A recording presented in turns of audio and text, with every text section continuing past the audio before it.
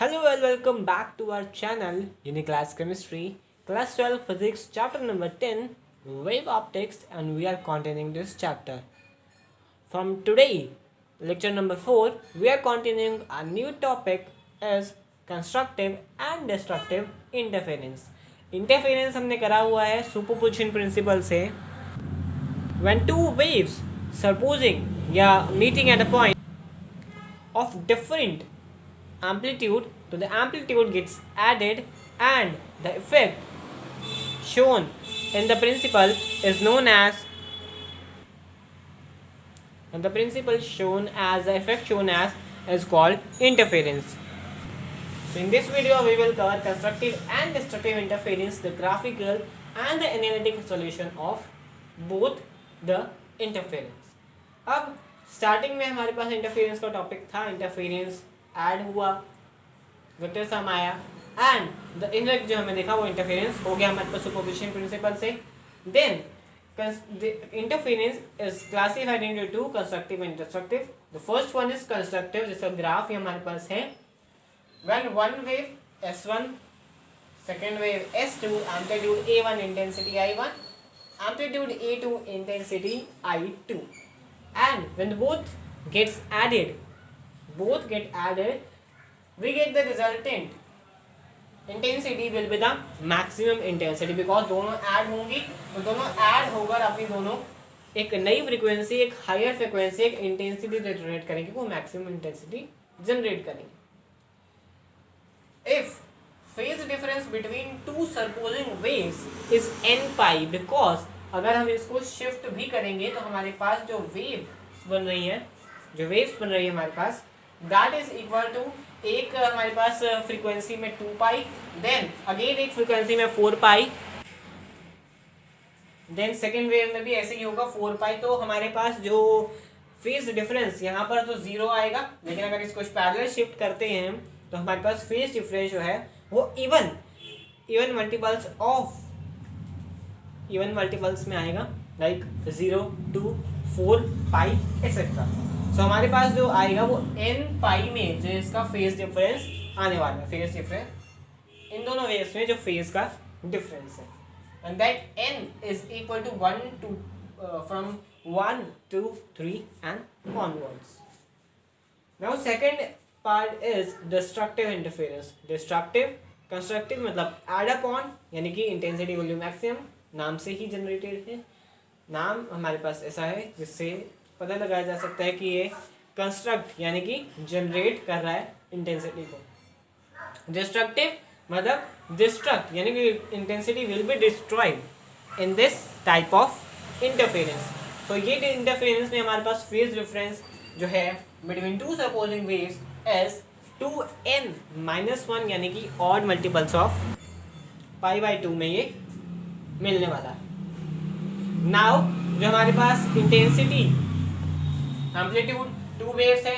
First की intensity I1, amplitude A1, second की intensity I2 and amplitude A2. When both added by vector sum, this positive 5 cancel negative 5, this negative 5 cancel positive 5, and the whole intensity would be cancelled out by positive amplitude and negative amplitude. So हमारे पास जो resultant intensity आएगी I total आएगा, that will be equal to 0. The resultant intensity of destructive interference is equal to 0. That's why it's called destructive interference.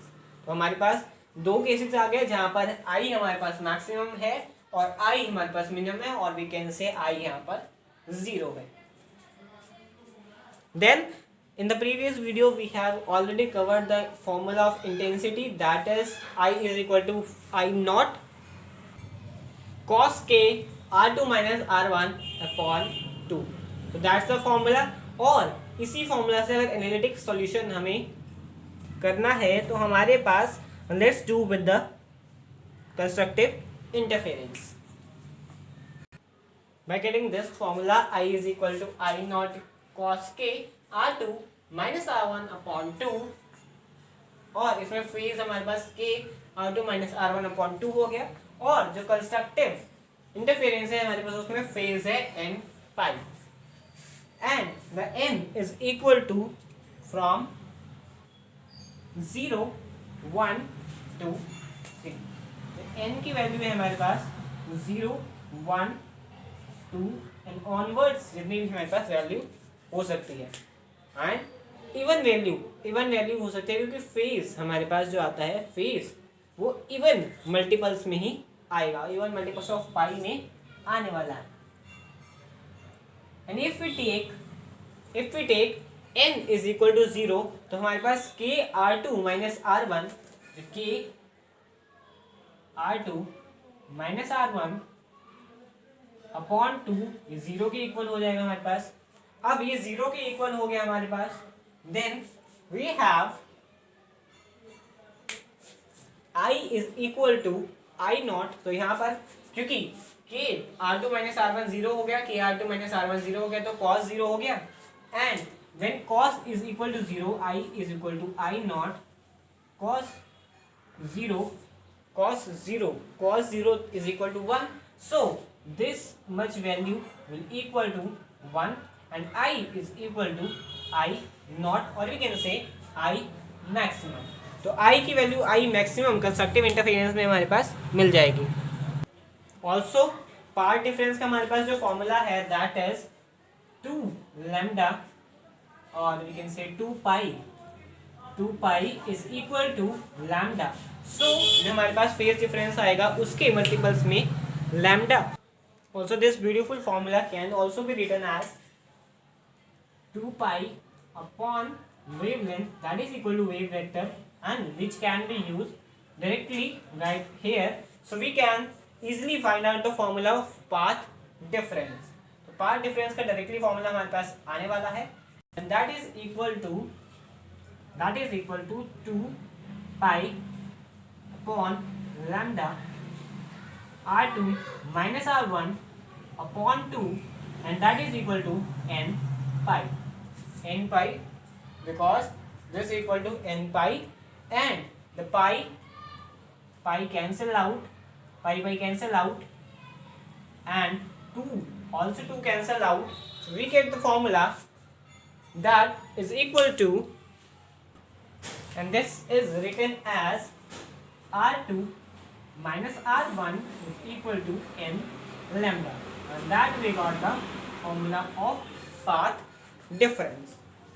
Now let's talk about destructive interference. तो हमारे पास destructive interference में जो n pi की जगह जो simple change आएगा that k r2 minus r1 upon 2 is equal to 2n minus 1 pi by 2. तो सिर्फ यही चेंज आएगा हमारे पास. बाकी जो 2 से 2 है तो कैंसिल हो ही जाएंगे हमारे पास एंड k की जगह वही हम ये पुट कर देंगे 2 pi upon lambda is 2 pi upon lambda r2 minus r1 is equal to 2n minus 1 pi और यहाँ पर भी पाई से पाई कैंसिल हो जाएगा हमारे पास. Then we got after this we got r2 minus r1 is equal to 2n minus 1 into lambda upon 2. So we get the formula of path difference in destructive interference. अब I की value अगर हम निकालने जाए तो हमारे पास simply formula इसी से बनने वाला है. Just repeat the above formula. यहाँ से यही आ जाएगा हमारे पास k r2 minus r1 is equal to 2n minus 1 पाई से मल्टीप्लाई होगा ये. देन इसके बाद ही हमारे पास जो फॉर्मूला आने वाला है that is then we have to take the value of n. Let's take the value n is equal to 1 and when n is equal to 1 the k r2 minus r1 directly taken as pi. The 2 into 1 is equal to 1, 2 minus 1 is equal to 1 and directly taken as pi. So k r2 minus r1 is directly taken as pi. तो cos pi यहाँ पर हमारे पास function हो जाएगा cos pi and cos pi is equal to -1 but यहाँ पर cos square x है इसकी वजह से हमारे पास कॉस स्क्वायर एक्स है, कॉस का फंक्शन स्क्वायर है, इसलिए डायरेक्टली -1 पॉजिटिव 1 हो जाएगा। And sorry, cos pi is equal to cos 180 or cos pi directly equal to 0. So the whole equation I is equal to I naught and this whole equation will be equal to 0. So I is equal to I naught into 0. So I intensity will be 0. So in the destructive interference, the intensity of the wave on the screen is equal to 0, whereas the constructive interference we will have the intensity that is equal to I naught and the intensity is maximum in constructive interference, whereas in destructive interference the intensity will be 0. Hence we did not get the intensity in destructive interference, whereas we get the maximum intensity higher, much higher intensity in constructive interference. So that's the whole topic consists of graphical and analytical solution of constructive and destructive interference. So our next topic will be the Young's experiment. अब light को as a wave consider करने में Young's का काफी important contribution रहा था, because at earlier light को as a ray, as a particle nature consider किया जाता था, लेकिन लाइट के डुअल नेचर आने के बाद एक्सपेरिमेंटली उसको प्रूव किया यंग्स ने, थॉमस यंग्स ने। काफ़ी पॉपुलर साइंटिस्ट थे यंग्स, और उन्हीं का एक्सपेरिमेंट यहाँ पर शो किया हुआ है, जिससे पता लगा कि लाइट, अगर दो सोर्सेज हो लाइट के, उसको अगर एक जगह हम पॉइंट करें तो वहाँ पर कभी हमें डार्क फ्रिंजेस मिलेंगे, यानी कि लाइट की इंटेंसिटी मैक्सिमम मिलेगी, और कभी लाइट की इंटेंसिटी लोअर मिलने वाली है।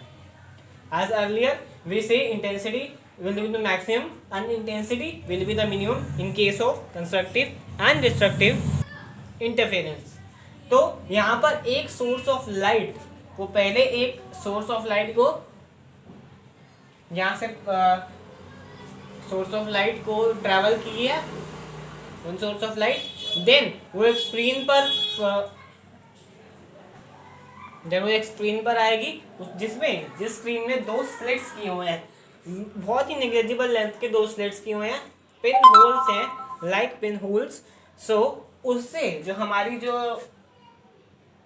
वेव ट्रैवल की है, वो वेव दोबारा से, क्योंकि as the principle of Huygens we say every point on a wave front will react as a secondary source and will emit spherical wave fronts. Spherical wave fronts को emit करना start कर देगा वो pin hole से।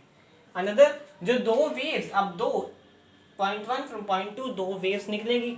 अब वो जो दो वेव्स निकलेंगी वो नेक्स्ट वाली स्क्रीन पर, जो हमारे पास सीइंग स्क्रीन है, उस पर जो एक पैटर्न, इंटरफेरेंस पैटर्न वो ड्रॉ करेंगे, जिसमें हमें कहीं पर इंटेंसिटी लाइट की हाइयर मिलेगी, कहीं पर इंटेंसिटी विल बी 0, एंड ऐसे करते करते हमें एक black and white pattern like the crossing, zebra crossing, वैसा पैटर्न हमें इस स्क्रीन पर देखने को मिलने वाला है। On the principle of interference, अब यहाँ पर जो हमारे पास दो वेव्स यहाँ इस पॉइंट पर अगर आकर मिलती हैं, ये मिड पॉइंट है, जिसमें से ये डिस्टेंस और ये डिस्टेंस सेम है, एज कॉल्ड d/2 और d/2। सो दोनों डिस्टेंस अगर सेम है, ये डिस्टेंस परपेंडिकुलर बाइसेक्टर हमारे पास हो गया, देन दिस टू लाइंस या this two R1 and R2 are same. So जो यहाँ पर इंटेंसिटी है लाइट की विल बी द मैक्सिमम, तो यहाँ पर हमें डार्क फ्रिंज मिलेगा, यानी कि ब्लैक कलर का एक लाइन मिलने वाला है यहाँ पर स्क्रीन पर। अगर स्क्रीन को हम शो करें ऐसे, so light and dark fringes हमें ऐसे, लाइट एंड डार्क फ्रिंजेस ऐसे मिलने वाले हैं, यानी कि जो मैक्सिमम होगा वो यहाँ पर मैक्सिमम हमें उस लाइट की इंटेंसिटी मिलने वाली है। तो डार्क फ्रिंज का मतलब है यहाँ पर इंटेंसिटी मैक्सिमम है, और जो इंटेंसिटी है वो डार्क फ्रिंज के साथ वो भी एकदम वाइट नहीं है, वो भी slightly lower and then the white screen appear in the middle. So that consists the whole Young's experiment, in which Young's explained us that light has a dual nature and explained theory part को experiment part में अब Young's ने define किया कि light का wave nature है, और light अगर हम एज अ रे कंसिडर करें तो हम लेंगे कि दो रे जहाँ इंटरसेक्ट करेंगी वहाँ लाइट बनेगी, लेकिन in the theory of wave जहाँ दो वेव इंटरफेयर करेंगी, इंटरसेक्ट करेंगी, वहाँ पर लाइट नहीं बनेगी। इन द इंटरफेरेंस टॉपिक जहाँ पर दो क्रस्ट वेव में क्रस्ट होते हैं, डेप्थ होती है, जहाँ दो क्रस्ट इक्वल अमाउंट या दो क्रस्ट पॉजिटिव अगर मिलते हैं तो intensity will be higher, negative मिलते हैं तो इंटेंसिटी हायर। अगर एक थ्रस्ट और एक crust, thrust and crust in the positive and negative direction, they both cancel each other and the intensity of light will be 0, तो वहाँ पर वाइट स्क्रीन आएगी। और जो वाइट स्क्रीन आती है वो भी हमने देख लिया कि एकदम नहीं आएगी, the slightly and then the white screen appears. So this consists the Young's experiment in this way. whole topic की waves। अगर यहाँ पर हमारे पास इस पॉइंट की जगह दूसरा वेव ले लें, ये पॉइंट ले लेते हैं यहाँ पर, तो ये पॉइंट से ये यहाँ जाएगी और ये वेव जो है वो यहाँ जाएगी। This in the distance R1 और R2 इक्वल नहीं होंगे, और R1 और R2 इक्वल नहीं होंगे तो यहाँ लाइट की जो इंटेंसिटी है वो भी डिफर होगी, और डिफर से हमें एक ब्लैक वाइट फ्रिंजेस का एक स्पेक्ट्रम मिल जाएगा। That consists the whole experiment of Young's, and that's all for the video. I hope you really like the video and understand the Young's experiment as well as the previous topic like constructive and destructive interference. So that's for the video. Thank you so much.